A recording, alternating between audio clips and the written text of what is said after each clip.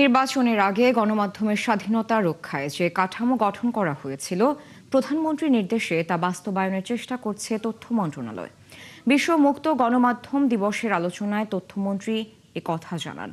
এর আগে সকালে রাজধানীর অফিসার্স ক্লাব থেকে তথ্য ভবন অভিমুখে র্যালির উদ্বোধনীতে মন্ত্রী বলেন, চিন্তা চেতনা ও মননে গণমাধ্যমের স্বাধীনতা নিশ্চিত করতে চায় বর্তমান সরকার। আরও জানাচ্ছেন সিফাত ফারুকী।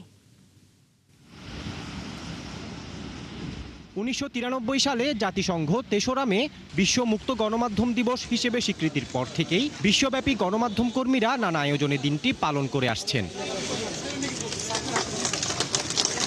এই উপলক্ষে সকালে রাজধানীতে এক র্যালিতে অংশ নেন তথ্যমন্ত্রী। এ সময় তিনি বলেন, গণমাধ্যমের স্বাধীনতা রক্ষায় নির্বাচনের আগে দেয়া সরকারের প্রতিশ্রুতি বাস্তবায়নের পথে সরকার। আমাদের সরকার নির্বাচনের আগে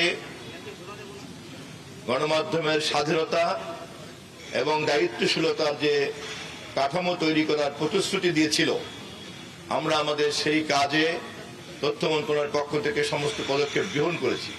এরপর তথ্য ভবনে আয়োজিত অনুষ্ঠানে গণমাধ্যম ব্যক্তিত্বরা সাংবাদিকতা পেশার নানা বাধা এবং উত্তরণ নিয়ে কথা বলেন। আমি নওয়াবের সভাপতি সাহেবের অতীতে সরকার গণমাধ্যমকে শত্রু হিসেবে দেখলেও বিএনপি সংবাদ মাধ্যমের কাজে কোনো হস্তক্ষেপ করবে না বলে আশ্বস্ত করেন মন্ত্রী। অনেক সরকারের আমলেই গণমাধ্যমকে শত্রু হিসাবে চিহ্নিত করা হয়েছে। সরকার গঠন করলে গণমাধ্যমের পূর্ণ স্বাধীনতার নিশ্চয়তা বিধান করবে যে কোনো গণমাধ্যমে সরকারের কোনো প্রতিষ্ঠান, কোনো ব্যক্তি কেউ ডিকটেট করে কল দিবে না।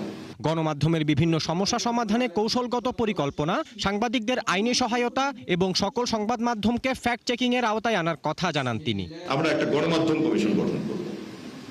এরপরে সেই গণমাধ্যম কমিশন যখন সবাই মিলে আমরা সময় দিয়ে, চিন্তা দিয়ে, মেধা দিয়ে সবাই যুক্ত হয়ে করতে, কারণ সবাই তো বুঝি যে একটা হেলদি রেগুলেশন দরকার।